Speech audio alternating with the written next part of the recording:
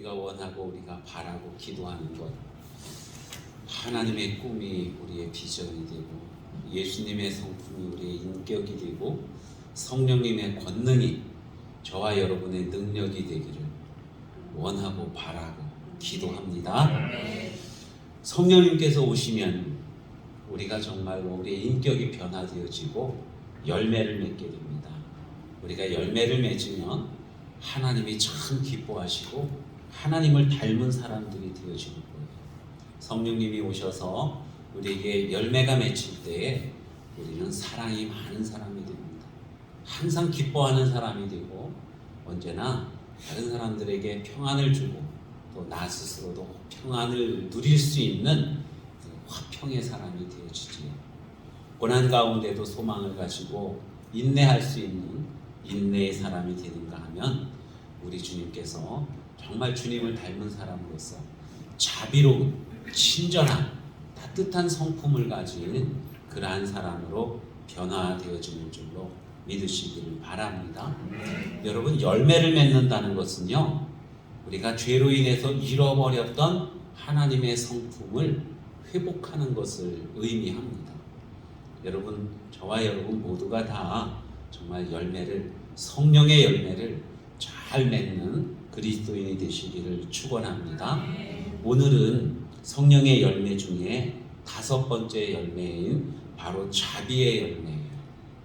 성령님이 우리에게 오시면 자비로운 사람이 되어진다는 것을 말씀합니다. 여러분, 우리 성경에 자비라고 표현되어져 있지만 이것을 달리 해석하면은 친절한 사람, 마음이 따뜻한 사람, 그러한 것을 의미합니다.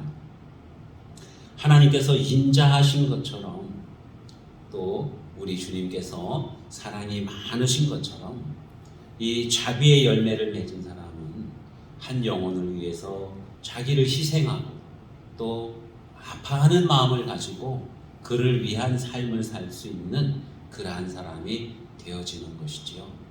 인터넷에서 자비하고 검색을 하면 목사님들보다 교회 설교 말씀보다 스님들이 강론하는 것, 그 이야기들이 더 많이 나와요. 왜 그런 거 하니까 이 불교에서 제일 큰 덕목을 자비로 생각을 하거든요. 자, 부처님이 대자대비하신 분이다 하고 그렇게 불교에서는 말을 합니다. 그러나 정말로 자비로운 분이 누구일까요? 여러분, 하나님이야말로 진정한 자비로우신 하나님이신 줄 믿으시기를 바랍니다. 신명기 4장에 보면 내 하나님 여호와는 자비하신 하나님이시니라 하고 이렇게 말씀해요. 자비롭다, 친절하다, 또 하나님의 백성들을 불쌍히 여긴다는 것입니다. 죄로 인해서 죽어가는 영혼들, 아니 죽은 영혼들, 하나님과 원수가 되어진 영혼들, 행복이라고는 절대로 모르는 그러한 영혼들을 보고 우리 하나님께서 불쌍히 여기신다는 거예요. 불쌍히 여기실 뿐만이 아니라 그들을 구원하기 위해서 당신의 독생자이신 예수 그리스도를 우리에게 보내주시고 우리를 구원하기 위해서 예수님을 십자가 달려 죽게 하신 바로 그 자비의 그 자체이신 그 하나님이시라고 주님이 말씀하고 있는 것이죠. 그래서 기독교야말로 진정한 자비가 있는 그러한 종교라고 말씀할 수 있는 것입니다. 여러분, 자비라는 말을 헬라어로는 크리스토테스라고 이렇게 말합니다. 따라해 볼까요? 크리스토테스.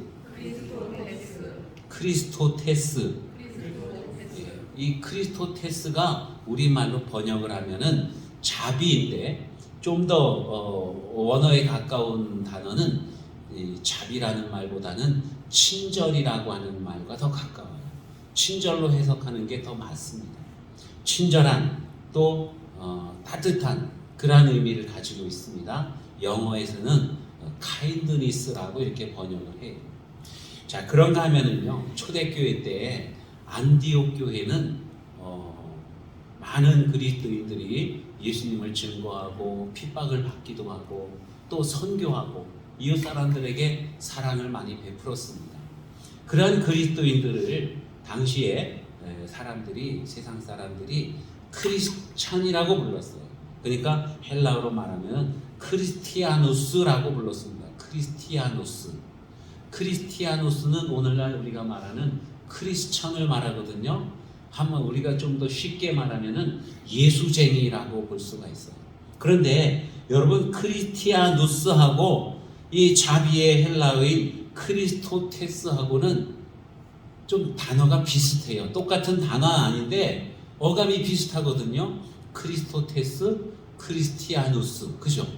그래서 당시에는 사람들이요, 크리스티아누스, 그리스도인들은 크리스토테스다, 즉 친절한 사람들이다 라고 표현을 했다는 것입니다.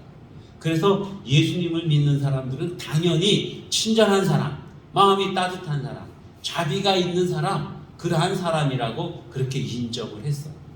친절하지 않은 사람은 그리스도인이라고 여기지를 않았습니다. 성도가 성도다우려면 친절을 베푸는 사람이어야 된다고 그렇게 여겼다고 하는 것입니다. 여러분은 어떻습니까? 주변 사람들에게 친절하십니까? 아니면 불친절하십니까? 사람들이 여러분을 대할 때 그 사람 참 마음이 따뜻하고 친절해, 뭐 이렇게 여깁니까? 아니면 그렇지 않습니까? 우리 그리스도인들이 친절해야 그리스도인이라고 하는 증거가 되어지는 줄로 믿습니다.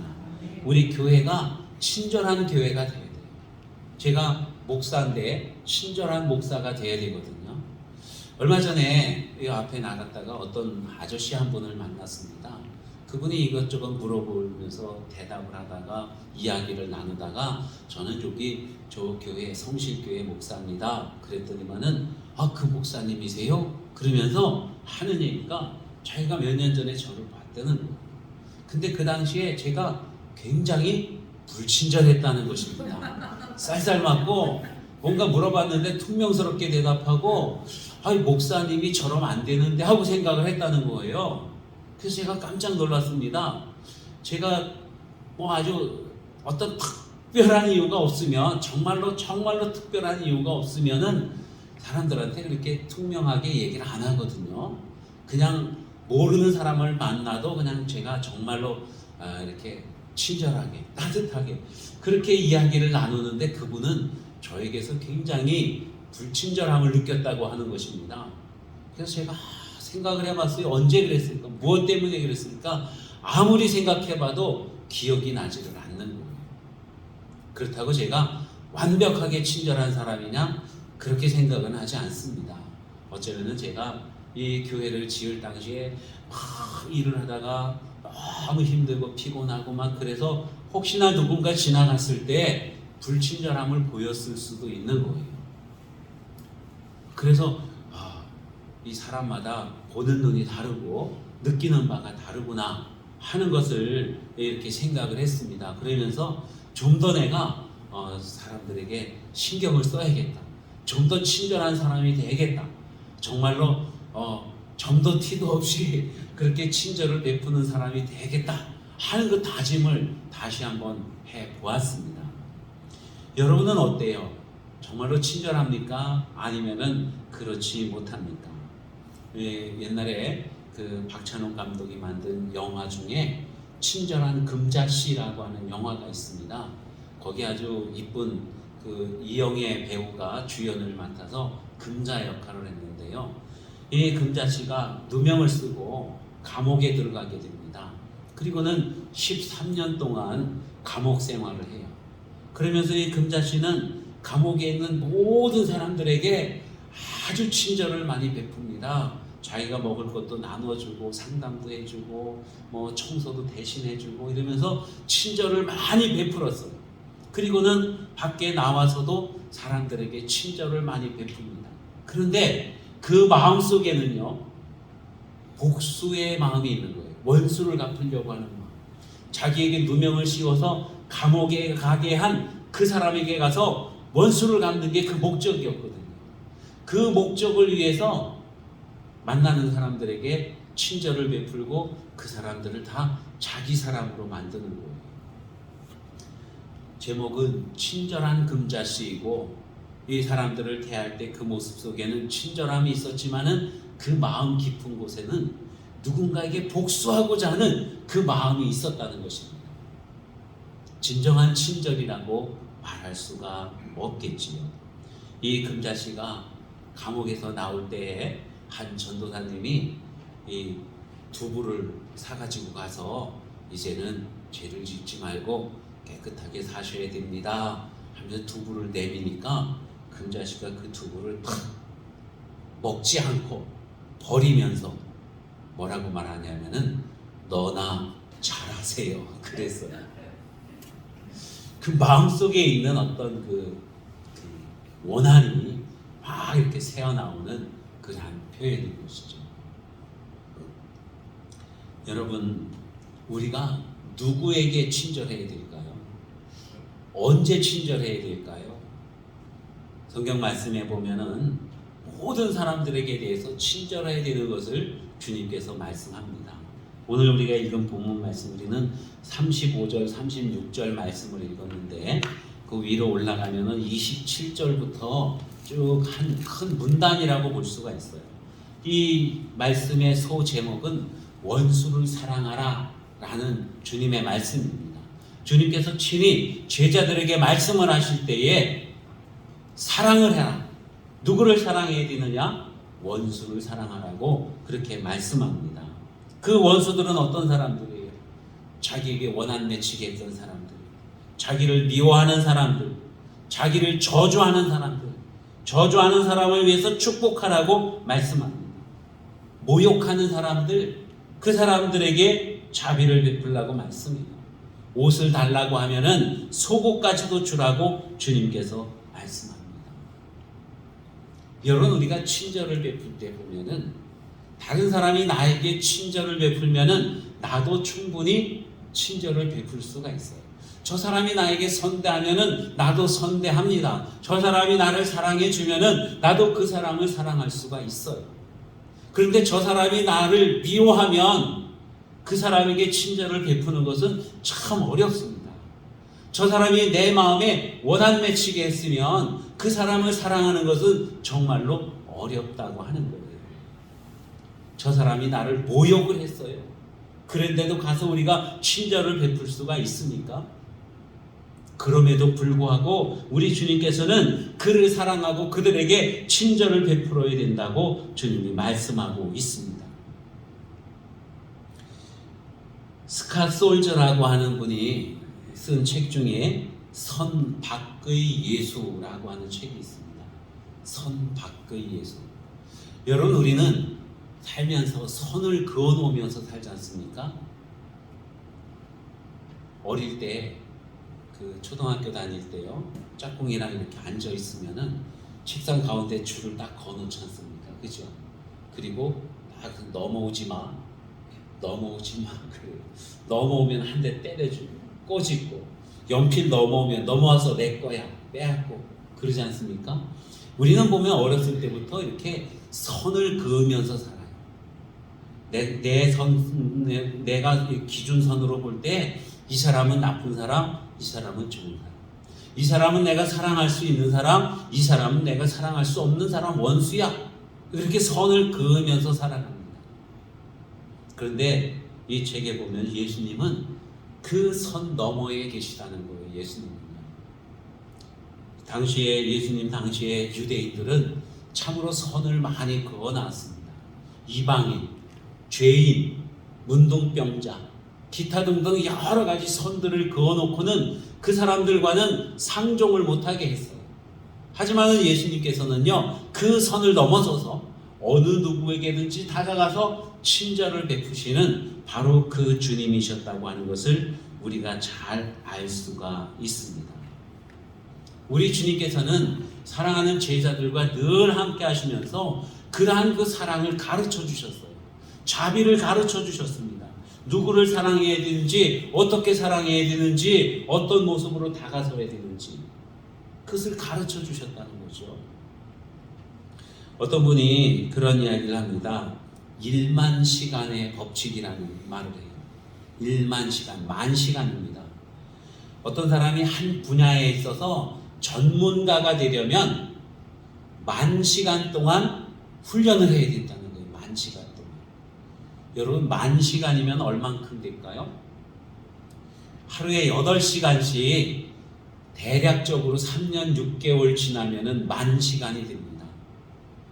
공교롭게도 예수님께서 그 사랑하는 제자들과 함께 공생애 생활을 하신 것이 3년 6개월 정도가 된다고들 그래요. 그러니까 하루에 8시간 정도씩 제자들을 가르치고 그들과 동행하면서 예수님은 그들에게 어떻게 사랑해야 되는지, 누구를 사랑해야 되는지, 어떻게 하나님을 섬겨야 되는지 기타 등등 예수님께서 가지고 계신 그 성품들을 제자들에게 전수해 주셨다는 거예요.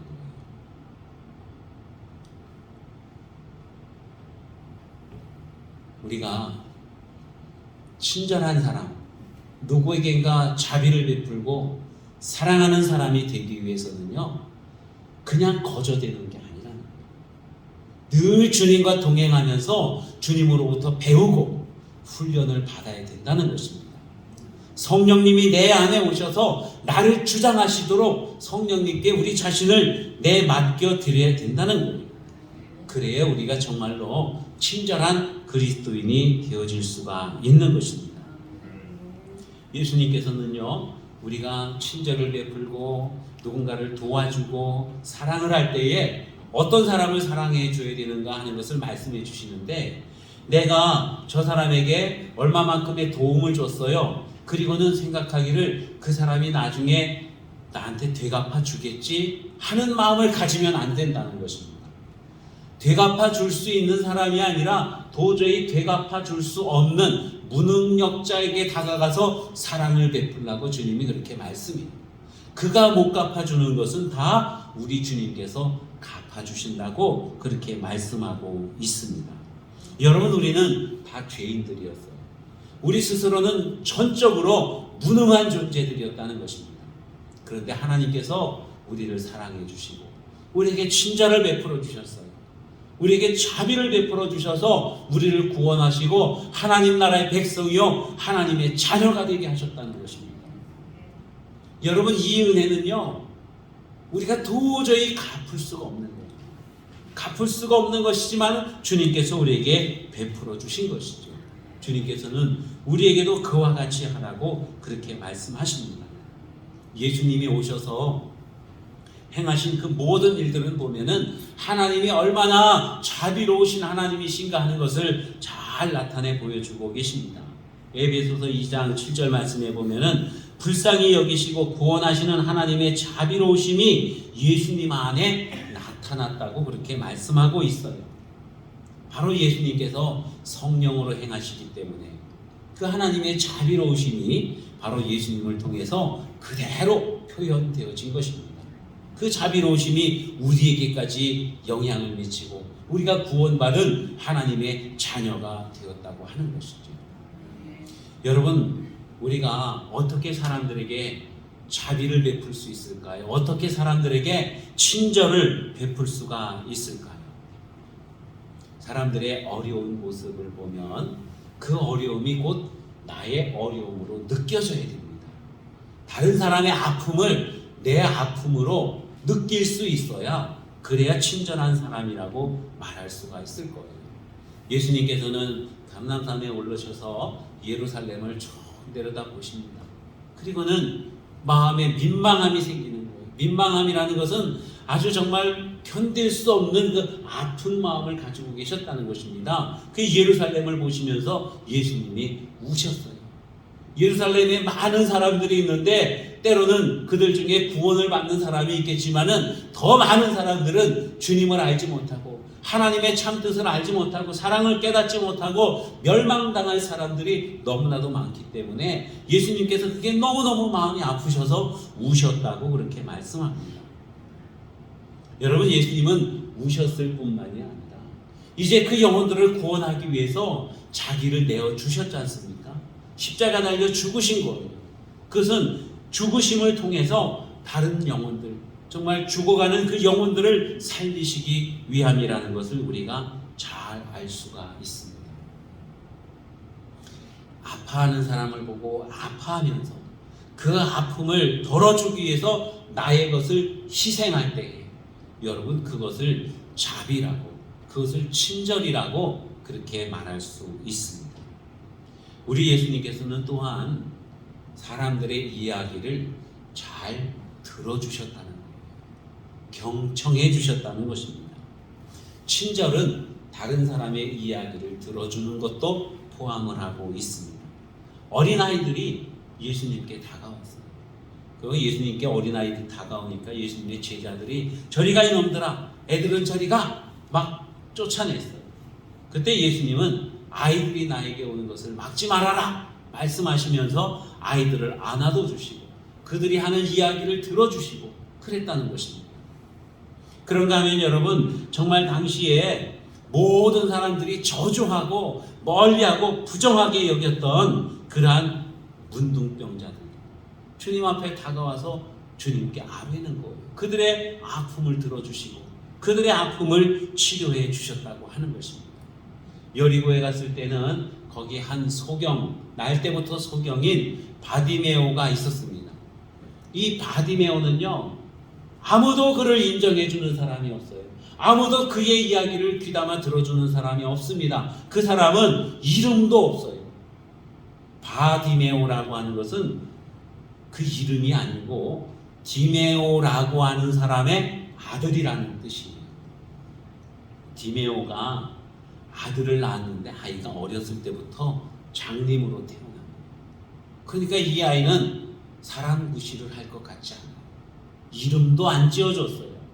그래서 사람들이 그를 부를 때 바디메오, 바디메오, 디메오의 아들, 디메오의 아들 이렇게 불렀다는 것입니다. 그러니까 아무도 그를 인정해 주지 않고 그를 인격적인 대우도 안 해주고 이름조차 지어주지 않는 그러한 소경이었는데 그가 예수님을 부르지 않습니까? 다윗의 자손 예수여 나를 불쌍히 여기소서 외칠 때에 예수님께서 그를 가까이 오라 하시고 내게 무엇 해주기를 원하느냐 말씀해 주시고 그리고 그의 눈을 뜨게 해주십니다. 이것이 바로 예수님의 자비, 예수님의 친절하신 모습이라고 하는 겁니다. 예수님은 사마리아 땅에도 들어갔습니다. 예수님 당시에 유대인들은 절대로 사마리아 땅에 들어가지 않아요. 사마리아라고 하는 그 지역은 부정한 도시입니다. 이방인들이 들어오고 우상을 섬기고 그래서 이 이스라엘 땅 가운데 있지만은 이 땅만큼은 저주받은 땅이에요. 그래서 유대인들은 어디 길을 가다가도 앞에 사마리아 그 지역이 있으면은 일부러 먼 길을 돌아서 이렇게 가곤 합니다. 그만큼 사마리아가 싫은 동네였거든요. 사람들이 선을 그어 놓았어요. 그런데 예수님은 그 선을 넘어서서 사마리아 땅에 가시고 거기 한 여인을 만나서 그 여인의 온갖 푸념들을 다 들어주십니다. 그리고 그 여인을 구원해 주시지. 한밤중에 바리새인인 니고데모가 예수님을 찾아왔습니다. 니고데모는 낮에 예수님이 하신 말씀들을 곱씹어보고 되새겨보면서 어떻게 그런 일들이 있을까? 야, 저 선생님을 보니까 보통 분이 아닌 것 같은데 하면서 예수님에게 와서 자기 의향을 물어봅니다. 내가 보니까 선생님 행하시는 일들을 보니까 보통 분이 아닙니다. 하늘에서 오신 분이 분명합니다. 어떻게 된 일입니까? 그러면서 니고데모가 이렇게 물어볼 때에 예수님께서는 그 니고데모의 궁금증을 다 들으시고 거기에 답을 주시고 해결을 해주시고 여러분 이렇게 친절을 베푸시는 거예요. 당시에 바리새인들은 예수님을 굉장히 싫어했거든요. 그리고 예수님이 십자가 달려 죽으실 때도 중추적인 역할을 누가 했냐면은 바리새인들이 한 거예요. 그만큼 원수 같은 그 바리새인들이었지만 바리새인 니고데모였지만은 예수님께 다가왔을 때 그를 맞아주시고 그의 이야기를 들어주시고 그에게 구원의 길을 제시해 주시는 바로 그 주님이신 것을 우리가 알 수가 있습니다. 우리가 다른 사람들을 위한 삶을 살아갈 때에 여러분 그 이야기를 들어주는 것은 참 중요합니다. 화목한 가정은 가족들의 이야기를 잘 들어주는 그 가정이 화목한 가정이 되어지는 겁니다. 아내는 남편의 이야기를 귀담아 듣고, 남편은 아내의 이야기를 귀담아 듣고, 부모님들은 자녀들이 하는 이야기를 귀담아 듣고, 자녀들은 부모님이 하는 이야기를 귀담아 듣고, 이렇게 경청할 때에 그 가정이 참으로 복된 가정이 될 줄로 믿습니다. 보통 남자들은 하루에 15,000단어를 이야기를 한대요. 제가 그쯤 되는 것 같아요. 원래는 그렇게 말을 많이 안 했는데 나이를 먹어가면서 단어의 숫자가 좀 늘어간 것 같아요. 여성들은 하루에 3만 단어를 이야기를 한답니다. 그런데 제가 가만 보니까 3만 단어가 아니라 한 30만 단어를 하는 것 같아요. 전화 한 통 붙들면은 뭐 2시간, 3시간 그냥 이야기를 하는 거 보니까 아마 30만 단어 이상 될 것 같아요. 동의하십니까? 그 많은 단어들을 이야기할 때에 들어주는 거 정말로 대단한 노력이지.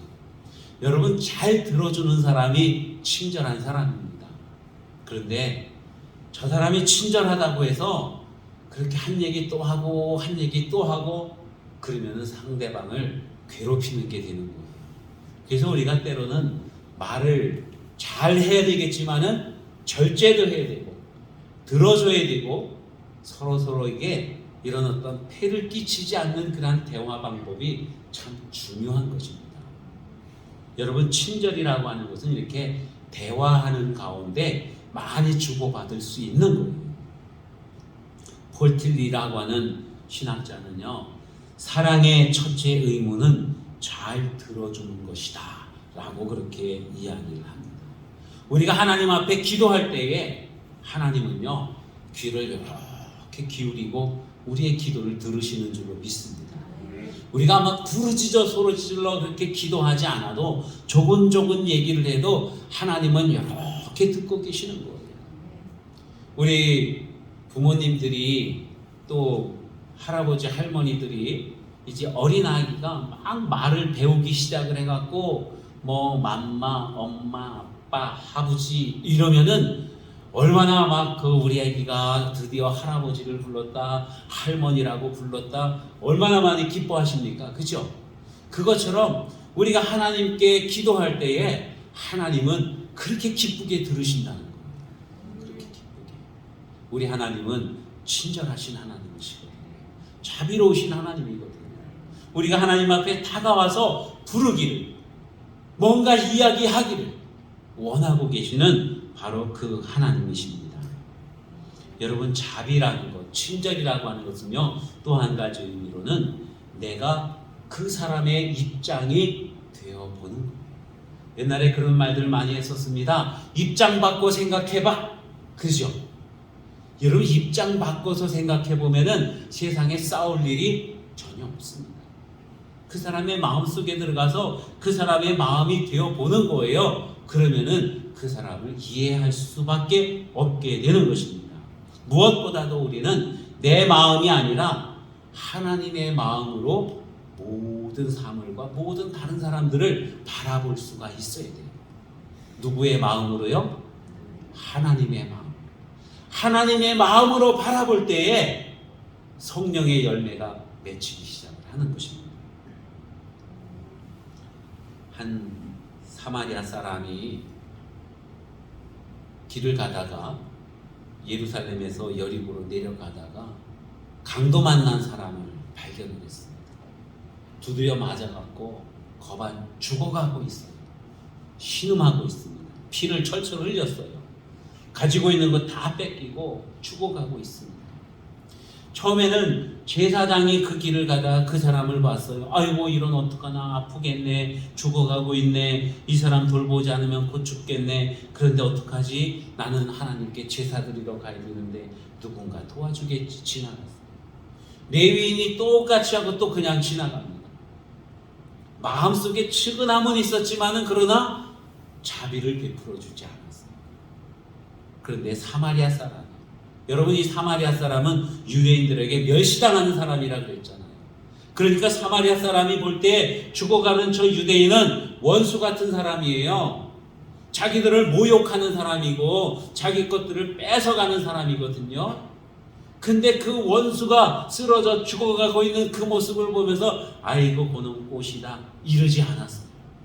다가가서 보고는 죽어가니까 아이고 이거 어떡하면 좋아, 이거 큰일 났네, 치료하지 않으면 죽겠네, 그러면서 자기의 짐보따리를 풀어서 그 사람에게 포도주를 붓고 소독을 하고 기름을 발라 상처를 싸매고, 그리고는 그 사람을 둘러매고 나귀에다가 싣고, 그리고는 길을 가는 거예요. 치료해주기 위해서 주막에다가 맡겨주면서 이 사람을 좀 여기서 치료를 좀 해주세요. 혹시 치료비가 더 들면은 내가 장사하고 돌아오는 길에 더 드리겠습니다 하면서 이 사람을 맡기고 있죠. 여러분, 누가 자비를 베푸는 거예요? 바로 이 선한 사마리아 사람. 누가 이웃이에요? 이렇게 자비를 베푼 그 사람이 이웃이라고 주님은 말씀하고 있어요. 우리의 원수라도, 우리 나를 모욕하는 사람이라 할지라도 내가 그 사람에게 다가가서 자비를 베풀어 주면은 우리는 이웃이 되는 거예요.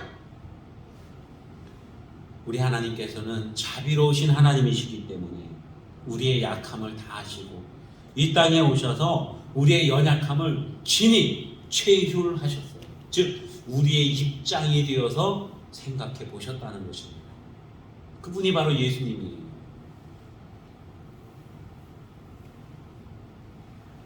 우리의 입장에서 하나님께서 보시니까 우리 스스로가 구원을 이룰 수 있는 길이 전혀 없어요. 그러니까 우리를 구원하기 위해서 예수님이 십자가에 달려 죽으신 것입니다. 여러분, 은혜의 성령님이 우리에게 임하게 되면 우리는 하나님의 마음을 품는 사람이 됩니다. 하나님의 시각으로 다른 것들을 바라보게 되고요. 그래서 사랑을 베풀게 된다고 하는 것입니다. 성령의 열매, 자비의 열매를 풍성하게 맺는 저와 여러분 다 되시기를 축원합니다.